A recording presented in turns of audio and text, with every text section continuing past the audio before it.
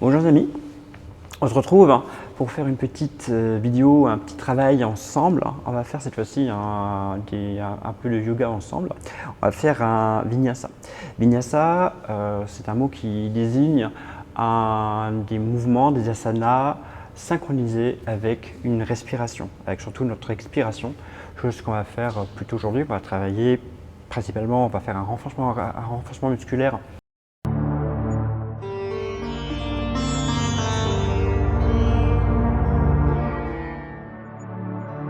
Donc le vinyasa que je vous propose est assez facile, vu qu'on va avoir que 4 asanas assez simples. On va partir de la position de l'enfant étiré, on va faire une posture du chat, position de la vache, puis après une position de la planche. On va essayer d'expliciter chaque mouvement un après l'autre avant de faire le vinyasa. Donc le vinyasa, c'est ces 4 mouvements qui sont synchronisés dans une respiration. Mais on n'a pas besoin de le faire en mode rapide. On peut très bien maintenir chaque posture, 1 ou 2 respirations, expirations, ou faire un enchaînement très rapide, très dynamique. Nous, ce qu'on va faire ici, c'est qu'on va faire un mouvement une fois, le deuxième, le troisième, et le quatrième, on va maintenir 2 respirations. Donc on va faire notre vinyasa en 5 respirations, plus la partie reprise pour revenir en arrière. Donc on va commencer assez simple, on va commencer par la posture de l'enfant étiré, donc position assez classique et on peut bien commencer par un mouvement simple. Donc on va se mettre à l'arrière du tapis, les jambes sont écartées à peu près à la largeur du bassin, donc là on ne va pas les fermer parce que voilà, mon bassin c'est à peu près là. En fait vous allez laisser faire votre corps naturellement et ça doit normalement fonctionner tout seul. Je vais m'asseoir sur mes talons. Après, la position de l'enfant, on en a 2. Position enfant relâché, où on va garder les mains au niveau des pieds, ou étiré, c'est ce qu'on va chercher ici, pour aller chercher loin l'ouverture de l'omoplate qui va venir chercher assez loin devant. D'accord? Vous ne voyez plus. Donc, regardez.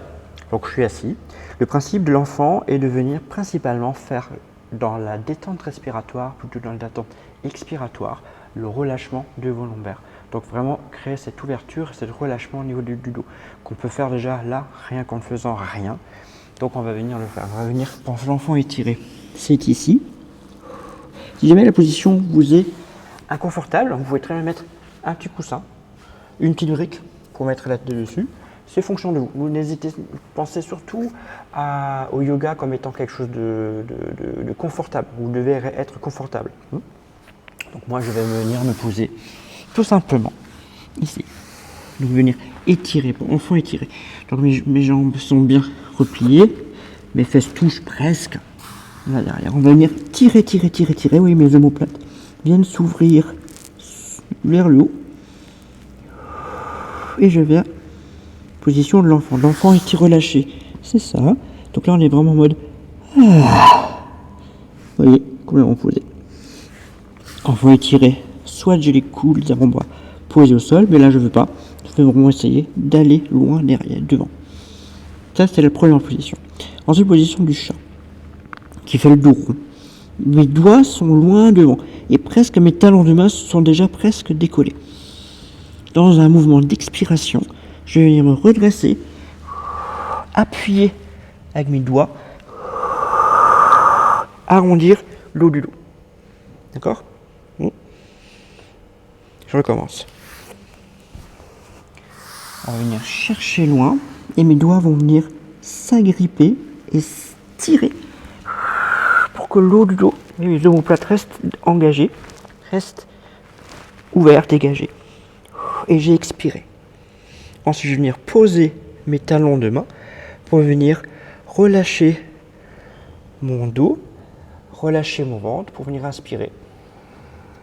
Alors c'est pas une position du chat conventionnelle yoga ou une position du chat, c'est plutôt venir creuser et regarder. Alors, on va plutôt être dans un mode détente, inspiration, ça fait ça. Donc position de l'enfant, étiré, je vais chercher, j'accroche mes doigts, je vais expirer.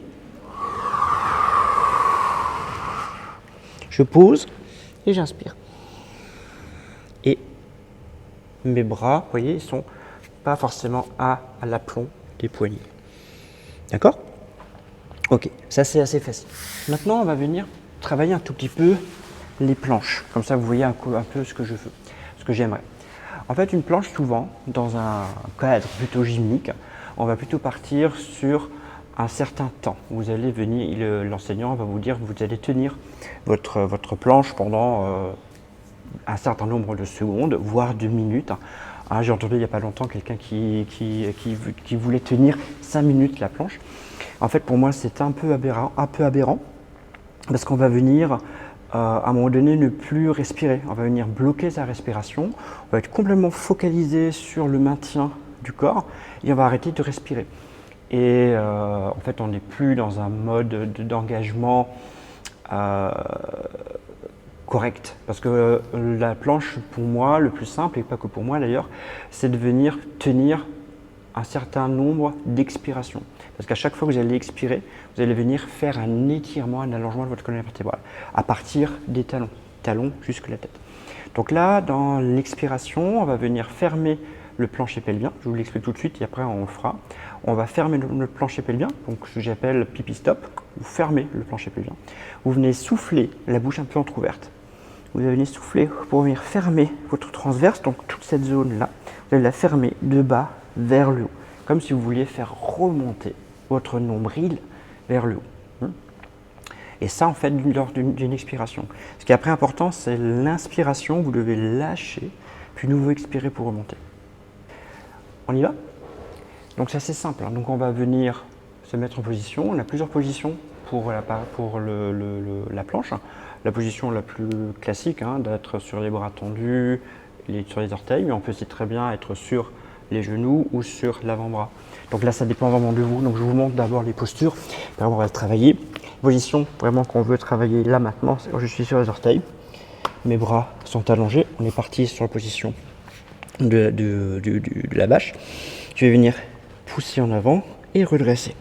Et là, vous voyez mes talons, je vais les pousser vers l'arrière. Mes omoplates, je vais les dégager. Et ma tête, je vais tirer en avant. D'accord?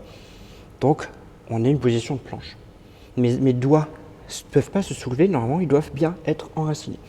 Ma tête est tirée vers l'avant et mes talons, vers l'arrière. Et là, ça fait une respiration. On va venir inspirer, dégager le ventre. Expirer, fermer périnée, engager transverse. Inspirer, relâcher. Expirer. Pousser. D'accord? On va poser les genoux. L'autre, la technique, donc les techniques les plus simples, on est sur les genoux. Du coup, là, il faut que j'aille plus en arrière. Et on est posé ici, pour une planche comme une autre, en fonction de vous. Ou alors, beaucoup plus classique également, ceci. Là, c'est vraiment vous de jouer. Si on a des problèmes de pied, on peut très bien venir les soulever. Et on est posé sur les genoux. Et on n'a plus de tension sur les orteils. Alors, on n'a pas forcément une jolie planche droite, mais c'est pas grave. Mais par contre, la respiration doit toujours être bien. Et on va venir faire un périnée, donc engager le périnée, donc la planche pelvien. Souffler pour engager le transverse. D'accord? Donc dans notre flow, ça va donner ça. On va partir, position de l'enfant. Étirer. Ici. On tire bien sur les bras. On est déjà assez loin. En position. Et on inspire. On fait rien. On expire. Position du chat. On inspire. Position de la vache. Le dos est étiré. Et relâché, pardon. Je crochette les pieds. Et je vais venir souffler. Position de la planche. D'accord? Donc bien tendu au niveau du talon.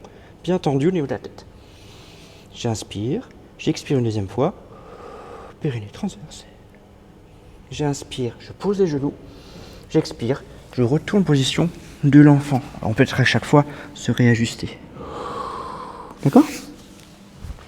Et maintenant, on va le faire en flow. Donc là-bas, je vais le faire 5 fois.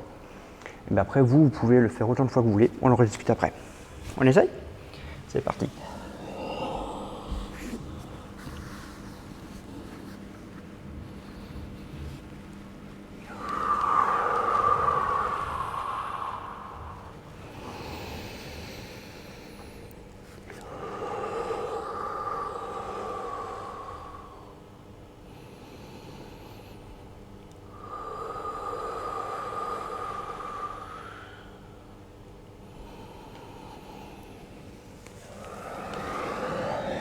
Ça fait 1.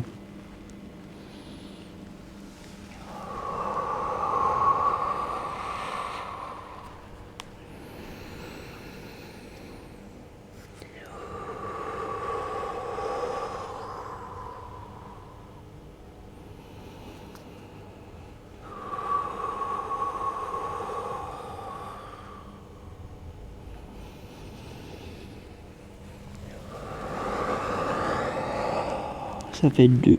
Quand je suis en planche, j'oubliais bien sûr les jambes sont engagées, les fesses incluses. Le 3.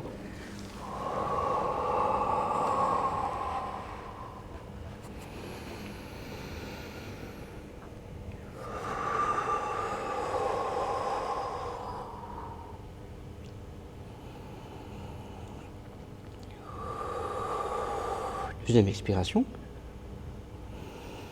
J'inspire. J'expire. Encore 2.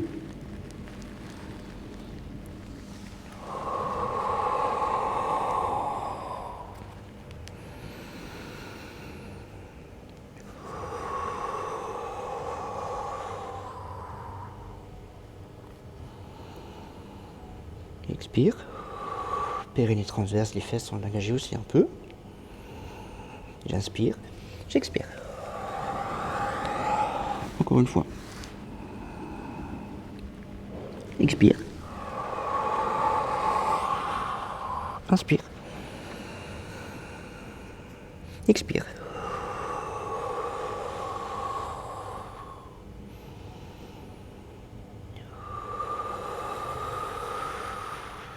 Inspire. Expire.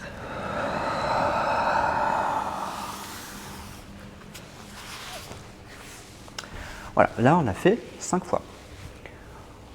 En fonction de son rythme respiratoire, ça peut être plus ou moins long. C'est pour ça que tenir une planche un certain nombre de temps, en secondes, n'est pas très intéressant. Il vaut mieux vraiment travailler en fonction de sa propre respiration. Et vous verrez, si vous focalisez sur votre respiration d'expiration, finalement, d'un point de vue de temps, vous tiendrez peut-être plus longtemps parce que vous êtes focalisé sur quelque chose qui bouge à l'intérieur de vous, ce qui ne crée pas un élément bloquant. Donc ça va bouger, ça va couler tout seul, ça va fonctionner beaucoup mieux. Là, on l'a fait 5 fois. À vous de jouer. Vous pouvez très bien en faire 5, 10, plus. Je pense que 10, c'est pas mal si on le fait vraiment bien. Alors à un moment donné, je vous ai dit engagez les fesses. Faites attention, ne confondez pas engager plancher pelvien, avec serrer les fesses. Serrer les fesses, ce n'est pas engager le plancher pelvien. Plancher pelvien, c'est vraiment pipi stop. Voilà, vous voulez aller au WC, il n'y a pas de WC, vous retenez et vous fermez. C'est ce muscle-là que vous devez sentir qui se ferme. D'accord? Le plancher pelvien. Les fesses, c'est des gros muscles. Ils ne sont pas normalement actifs, mais dans la position pour la respiration. Mais dans la position pour bien maintenir notre axe, les fessiers sont engagés comme les cuisses, comme les mollets, comme tout le reste du corps. Voilà, n'hésitez pas à me dire si vous avez fait ce petit cycle. C'est un vinyasa assez simple, donc avec 4 mouvements. Et c'est un point de départ pour beaucoup de choses. On peut très bien après rajouter des chiens tête à l'envers, des chiens 3 pattes, des positions des pigeons. Il y a plein de choses qu'on peut rajouter là-dessus et peut-être que j'en ferai encore d'autres dans la même ligne. N'hésitez pas, si vous avez aimé, à cliquer sur le petit bouton like qui se trouve ici, là, à vous abonner, qui se trouve aussi quelque part par là, pour voir tout le reste. Bon travail et namasté!